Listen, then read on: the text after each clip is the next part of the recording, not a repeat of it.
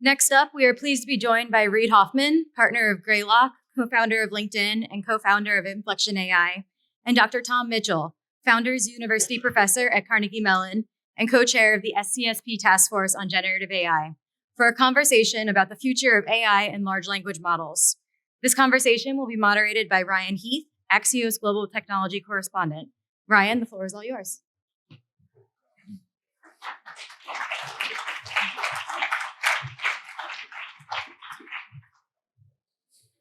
Thank you very much, everyone. We are here to talk about what is next. And I know that people are hungry to hear about what is next in AI. And we are very, very lucky to be joined by Reid and Tom, who have extremely storied backgrounds in this field. So to quickly run you through that and to frame it a little bit more, we want to look at a bit more of the technical and the commercial side of things. And I know we've been heavy on the politics and the geopolitics up to now. So that's what you can expect over the next 25 minutes or so. So Tom at Carnegie Mellon University has a massive background in machine learning, in AI, in entrepreneurship, and Reid as an investor at Greylock, and most recently as a co-founder of Inflection AI, has been on the front lines, the commercial front lines of this revolution. So I want to start off with the same question to both of you, which is, what has surprised you most about this year in AI? Because a lot has changed since we ticked over into this calendar year.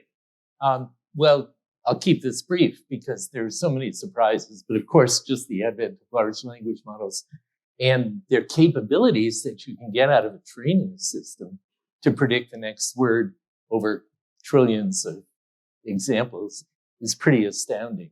But given that that exists, then I would say over the recent 9 months, maybe the biggest surprise to me is the somewhat success of the open source community in developing smaller versions of these models that don't have to run over the cloud on a supercomputer that you can only access that way, but instead are small enough that you can actually run them locally. And the development of those models, sometimes for specialized applications, but with a level of competence that approaches, does not equal, things like GPT-4. And I think that throws a wild card into the question of what the future is going to look like. So small language models may end up ruling some of these markets. Reid? Well, I think Tom's completely correct that one of the things that's interesting is almost like, back when, so-and-so broke the 6-minute mile, 5-minute mile, 4-minute mile, and then all of a sudden everyone figured out how to do that and do it better. Part of the leading frontier models do have a whole set of both open source and proprietary models following them. I completely agree with that point. I'd say the other thing that is a macro thing is that what we are at the very beginning of is the scale compute revolution. And even though I agree with these smaller models and the fact that they could do a bunch of things, they can be trained, they can infer, they reproducing GPT-3, 3.5, much smaller training runs, much smaller models is very interesting. I think we are just beginning to see what happens when we apply, thousands, tens of thousands of, GPUs, compute units, in tandem. And we saw it with, CNNs and reinforcement learning and a bunch of other stuff, but I think that's just the beginning of that. So as magical as I think everything's been, I think the surprise about what will be coming is I think that will be not just oh my gosh, look at what GPT-4 has done, but like what happens as we expand that scale compute paradigm, both having, frontier models, LLMs being the controller, being a module in it, other patterns of large compute. I think we're literally we're not even in the first inning yet. So given that we're at such an early stage and a lot of people have become worried about the end game of AI, I wanted to flag that it's the 6-month anniversary tomorrow of that infamous letter of some AI experts calling for a 6-month pause in AI development. Now, no AI lab actually paused their development. So the organizers literally well, they lost their literal battle, but I want you to tell me whether you think they might be winning the war that they were trying to wage, which was to slow down development or put constraints on development. And did they help their cause or did they hurt their cause by tackling the problem the way they did? So I'll start it then. So look, I thought that letter, as I expressed to some of my friends who were some of the co-authors of the letter, was a exercise in marketing and PR that was actually detrimental to the cause. One, you do a simple thing of, hey, we issue a blanket call to everyone to slow down. The people who go, well, we care about the impact on society, so we're going to slow down. The other people don't. You have a QED that it's a negative impact. Another one is that there's a small number of labs that are really driving the scale effort of this. And to kind of go and say, hey, I'm going to be, kind of virtue signaling to me, not talking to you about this, going out there going, we're great, we care about humanity, and you don't. They're like, well, okay, so then we shouldn't collaborate with you on this stuff. So it hurts their cause. I just thought it was an exercise in foolishness. And the problem, of course, is the most natural thing that most human beings get to when they encounter new technology is they go, oh my God, I'm fearful of it. I don't know how many people in the room knows this, but when the printing press was introduced, it was derided as a degradation of human cognition. You no longer had to have memory, and a spreader of misinformation, right? And it's like, disaster. And that's the natural impulse. And it doesn't mean that you shouldn't pay attention to concerns and navigate. But the question is like, what are the things that we're trying to build towards? And I find that a lot of the critics, think that they're being very virtuous by saying there's this possible danger. When you say, well, look, what the real question is, what should we build towards, and how do we do that within a kind of our social infrastructure that's building this stuff, companies and other kinds of things, and steering towards what we want to get, as well as what we're steering around. And so I found that whole thing to be an exercise where the critics felt good about it, but were actually doing more harm. And Tom, it feels to me that there is a bit of a below the radar game sometimes with issues like this letter, where if you were a startup and you paused development for 6 months, you might be dead. So that brings into question market dynamics around, would something like that just help incumbents? How much power do the incumbents in these markets have? And historically, it's pretty large. And you mentioned open source, and that's why I wanted to bring it back to that. Open source can be a great lever as well in this field, but by giving the little guys something, you can also give the bad little guys something. And by that, I mean China, Russia, Iran, and so on.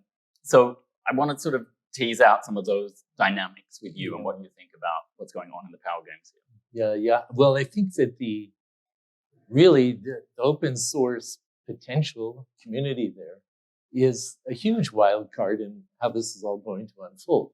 If there was no open source, and by the way, I think there's going to be, my guess, there's going to be a very vital, productive open source community developing models that are more specialized, that are smaller, that maybe do not match the broad competence of these huge models that will, I think, continue to be developed by a small number of players. So looking forward, it seems to me the most likely ecosystem will have both of those kinds of things in it.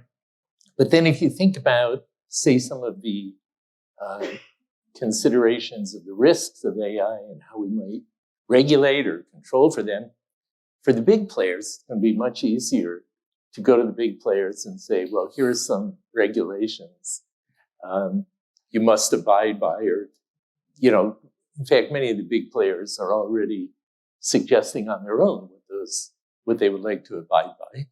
But for the open source community, that's going to be pretty much impossible because they will be used by anybody and there's no enforcement for that. So I think there's so many dimensions of this, but I think that is the ecosystem we're going to be facing. And that in terms of regulation and norms and trying to enforce those norms, the open source community is going to be particularly problematic. It's just what we're up against. And then some of these questions don't matter so much if you're talking about a customer service chatbot, but they matter a bit more at the intersection of AI and biotechnology, for example. How do you see some of those intersections working? it's a question to both of you. Like, do we need constraints on particular types of models? Do we at least need to have a discussion before some of those really advanced models come into existence about whether we need those constraints? I think the short answer is yes. And part of it, I think, to the entire community, it's one of the things I've been saying to a bunch of the open source people. I was on the board of Mozilla for 11 years. I'm very positive on open source. LinkedIn open sourced a bunch of different tech.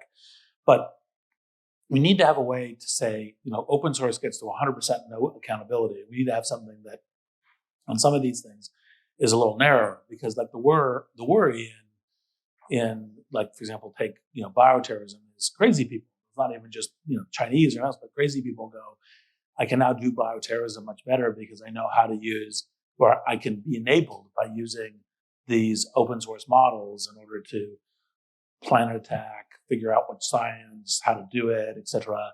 What are the ways to make it happen?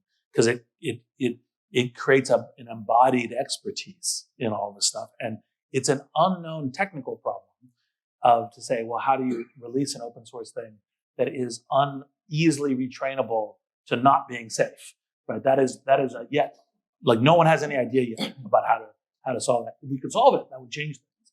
That's one possible vector. But I think we actually have to be paying attention to that. And I think we all need to be paying some attention.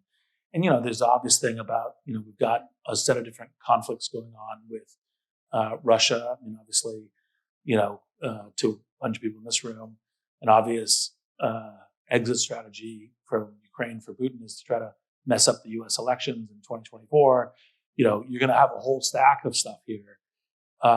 What are the things to do about that? And open source tech can help enable that in ways that would be very much suboptimal. Tom? Fair enough. Tom, given your university role, I'm interested in what you think the role of academics should play in the fundamental research, in keeping the big tech companies accountable, in participating in the regulatory debates. And there's been a bunch of struggles this year. Like, public universities don't necessarily have the resources to obtain the computing power to run the models and keep everything in check as they might. And it's a gold rush. So I don't know, maybe you'd love to take $5 million from one of these new companies instead of doing what you do so well now. How do you think academics should participate in It's interesting. We were talking about this backstage, Renai. I don't know how many people know this, but this is a huge sea change for the research landscape of AI. Up until 10 years ago, U.S. universities, and in particular U.S. universities, completely dominated the development of AI. Almost all of the frontier research came out of U.S. universities, some other universities worldwide, but to first order, that was it. Over the last years, it's kind of flipped, really. All of the recent frontier results have come out of private organizations, OpenAI, Google, Microsoft, etc. And universities are struggling to figure out how to remain a player, because if you need hundreds of millions of dollars of computing infrastructure to train and use state-of-the-art language model, which you do, then if you're a university, that's just out of the question.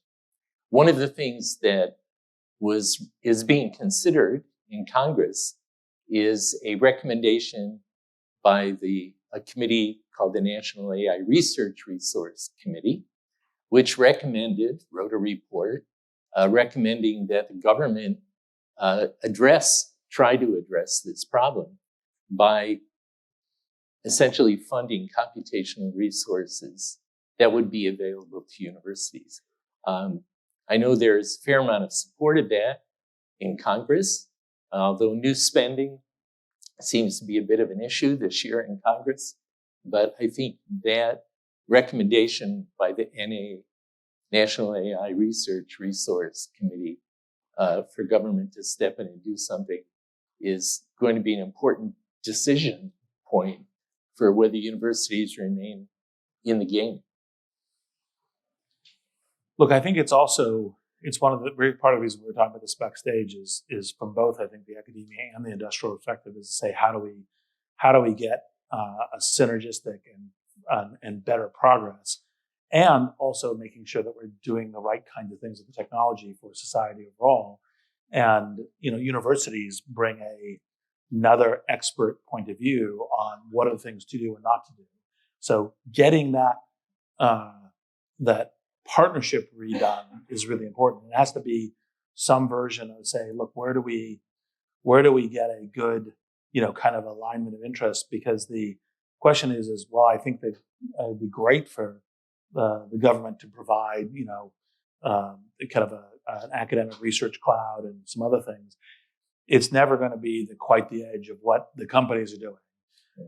Because part of, the companies are, now that they see what the possible economic outcomes of all this stuff are, which is, embrace, transform every industry. Why transform every industry? Every industry involves communication. When you look at what LLMs have line of sight to doing, they transform information and communication, generation of it, understanding of it, analysis of it, new kinds of ability to find it, synthesize it, all the rest.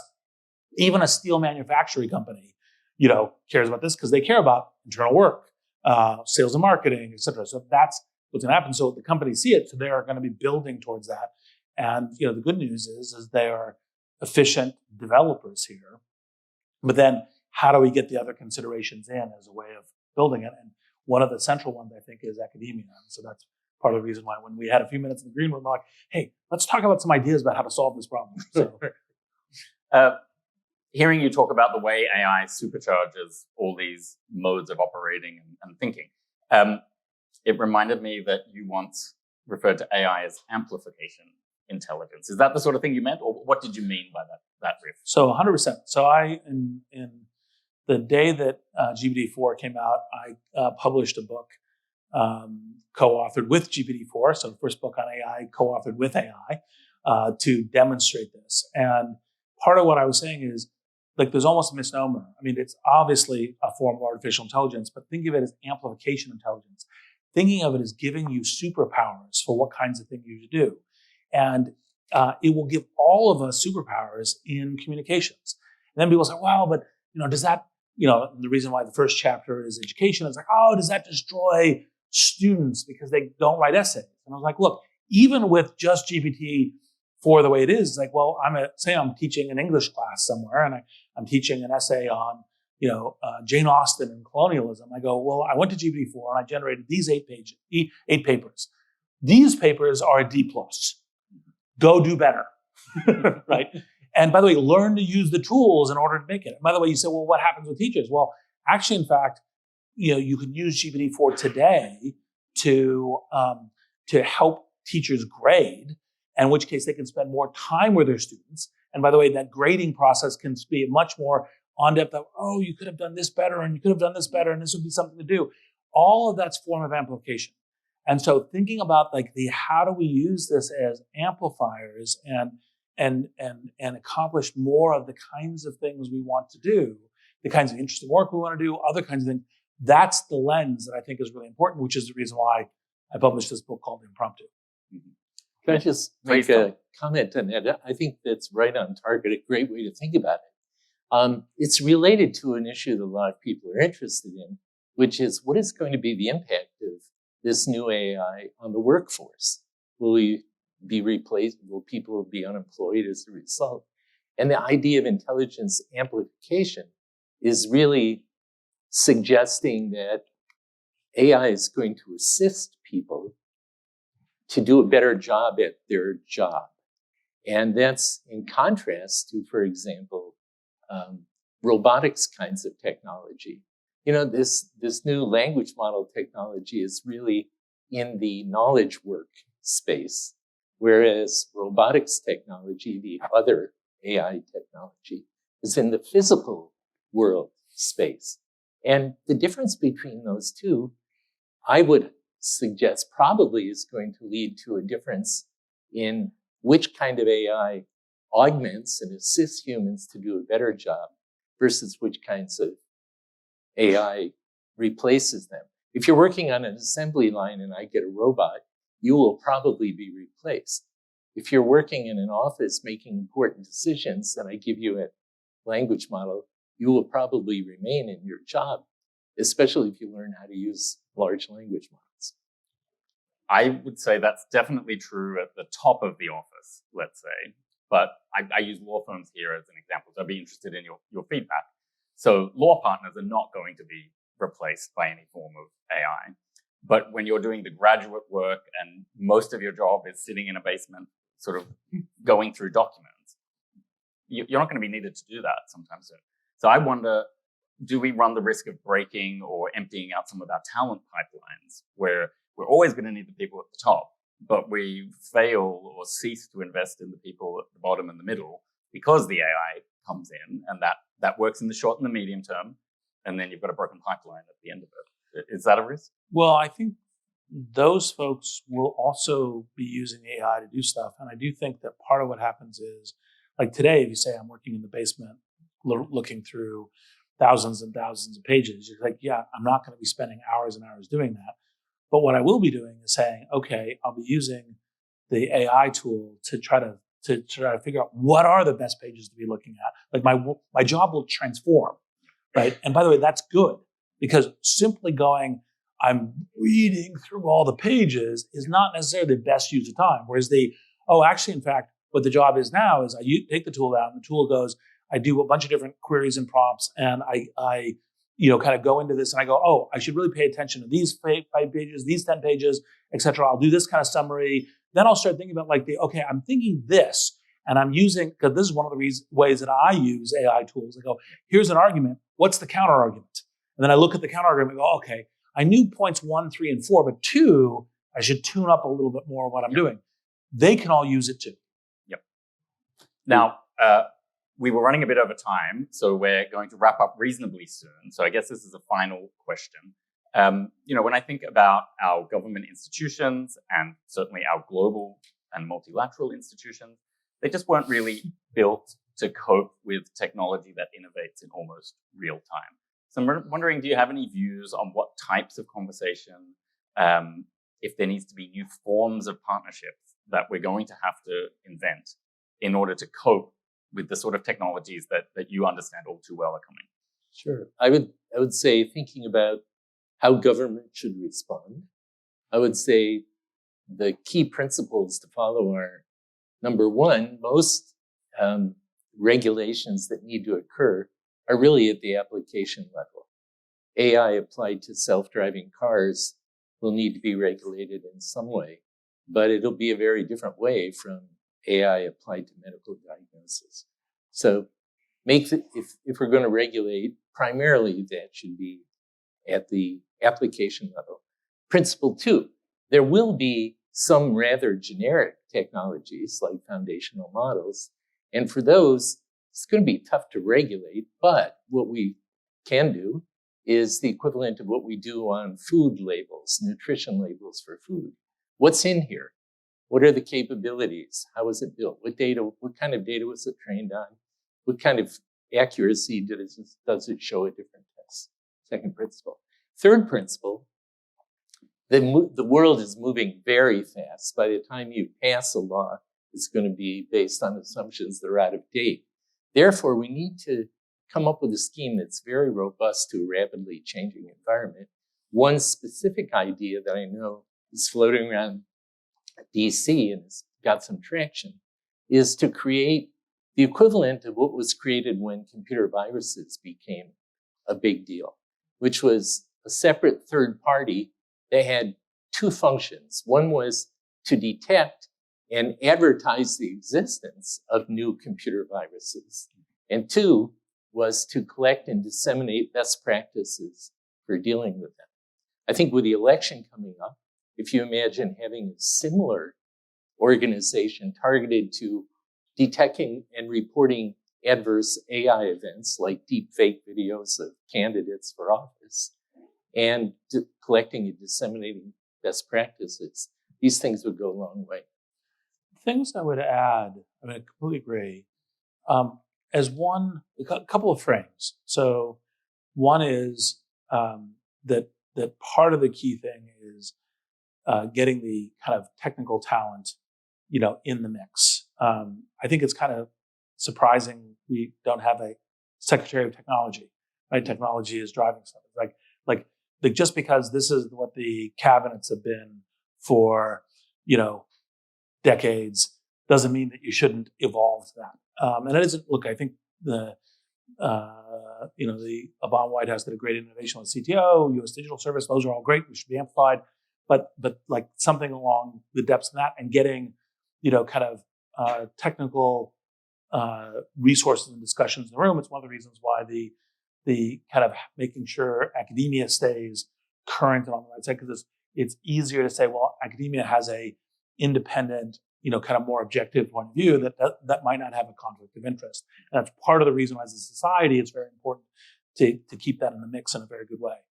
Another one is to figure out public-private partnerships, because it's very natural that all this stuff is going to be driven intensely within the commercial sphere, no matter what we're applying within university and government sides, because the question is it's a scale compute revolution. And it's not just scale compute in the GPUs, it's in data, it's in size of teams doing these, it's in all these working cohesively in that direction. And by the way, it's one of the reasons why, even when we get to kind of like wartime questions, that's the reason why like the companies get co-opted by the government, in doing this, because they are very efficient, effective organizations for doing this. And I think that's, so figuring out public-private alignment and partnership, that doesn't mean not regulation, but like that kind of thing is, I think, part of how we get to where we should be going, where we want to be going, as opposed to, and there's obviously dystopias we should avoid. We are absolutely going to avoid dystopias, but thank you for a very fantastic discussion, Reid and Tom. Thank you.